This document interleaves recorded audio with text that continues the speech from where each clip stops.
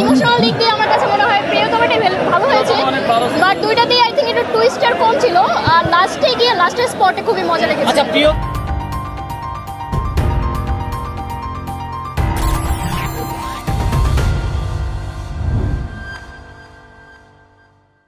প্রিয়তমাটা হ্যাঁ দেখেছিলাম, অনেক ইমোশনাল লেগেছিল।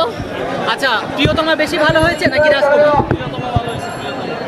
ওভারঅল তো ইমোশনাল দিক দিয়ে আমার কাছে মনে হয় প্রিয়তমাটাই ভালো হয়েছে, বাট দুইটাতেই আই থিঙ্ক একটু টুইস্টার কম ছিল, আর লাস্টে গিয়ে লাস্টের স্পটে খুবই মজা লেগেছে। আচ্ছা, প্রিয়তমাকে বেশি ভালো লেগেছে নাকি রাজকুমারের কপিকে বেশি ভালো লেগেছে? এটা তো আসলে বলা টাফ, যেহেতু ইথিকা পাল অনেক আগে থেকে বাংলা জানে, আর সে যেহেতু আমেরিকান, বাংলা তেমন একটা জানে না, সো আই থিঙ্ক দুজনে একটা ওভারঅল ঠিক ছিল, আর ইথিকা আপুরটা খুব ভালো লেগেছে। আচ্ছা, আমি যদি আপনাকে মার্কিং করতে বলি, প্রিয়তমা 10-এ কত মার্কস দিবেন আর রাজকুমারকে 10-এ কত মার্কস দিবেন?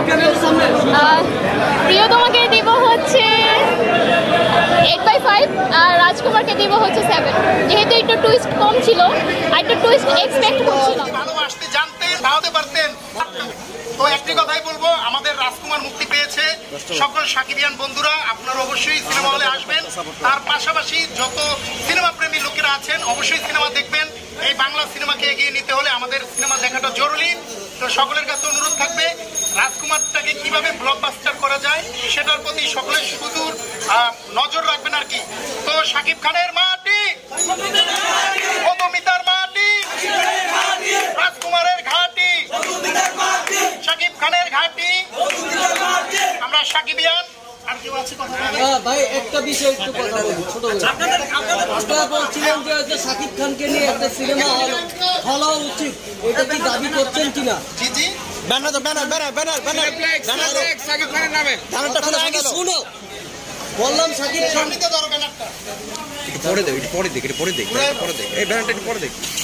বললাম শাকিব খানকে নিয়ে আপনাদের একটা সিনেপ্লেক্স করা মানে দাবি জানিয়েছেন, এটা কতটুকু প্রত্যাশা করছেন এবং কাকে দাবি করছেন? আমরা অবশ্যই দাবি করছি যে সংশ্লিষ্ট যারা মন্ত্রণালয় আছে, বিশেষ করে তথ্য প্রচার মন্ত্রণালয় যেটা আছে, তাদের কাছে বিশেষভাবে অনুরোধ করব, আপনারা দেখবেন আমাদের মেগাস্টার এখনকার সময় এতটাই জনপ্রিয় বা পপুলার, তার নামে যদি একটি সিনেপ্লেক্স এই বাংলা মানে ঢাকা শহরের একটি প্রাণ কেন্দ্রে যদি একটি সিনেপ্লেক্স হয় তার নামে শাকিব খান সিনেপ্লেক্স, তাহলে আমরা সাকিবিয়ানরা অবশ্যই গর্বিত হব। তো আমরা এটা জোর দাবি জানাচ্ছি, শাকিব খানের নামে যাতে সিনেপ্লেক্স তৈরি হয়, আর তথা বাংলাদেশেও যাতে সিনেপ্লেক্স তৈরি হয়।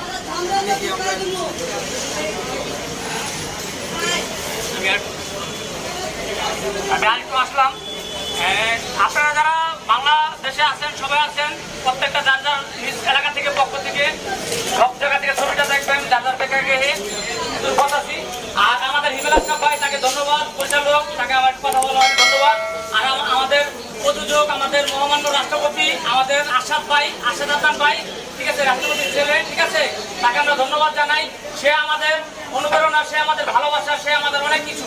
সে যদি না আসতো বাংলা চলচ্চিত্রের দূরদূরে, আমাদের খান সাহেবকে সে আরো ভালো ভালো জায়গায় নিয়ে যেতেছে। আমাদের আসাদ হাসান ভাই, আপনাকে অনেক অনেক ধন্যবাদ।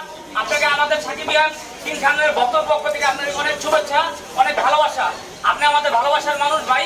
আপনি এই ছবি ভালোবাসা হওয়ার পরে আপনি আরো আরো বড় বড় ছবি বানাবেন, এই প্রত্যাশা নিয়ে আপনাকে মনে মনে ধন্যবাদ জানাচ্ছি। আসাদ হাসান ভাই, আপনি ভালো থাকবেন, সুস্থ থাকবেন, আপনার ফ্যামিলিকে নিয়ে সবাইকে নিয়ে ভালো থাকবেন। আমরা রাজকুমার ভালোবাসার হিট দেখতে চাই, ঠিক আছে। সবাই যারা বাংলাদেশে আছেন সবাই সবার জায়গা থেকে গিয়ে আপনারা ছবিটা দেখে নেবেন। আমরা শাকিব খানের ভক্ত হিসাবে আপনাদেরকে আকুল আবেদন করছি, ভালোবাসা জানাচ্ছি, আপনারা ছবিটা দেখে নেবেন। কেমন হলো, ভালো হলো দেখে অন্তত বকা দিবেন একবার, ঠিক আছে। কেমন হলো না দেখে কেউ বকা দিবেন না, ঠিক আছে। আপনারা দেখবেন ছবিটা সবাই।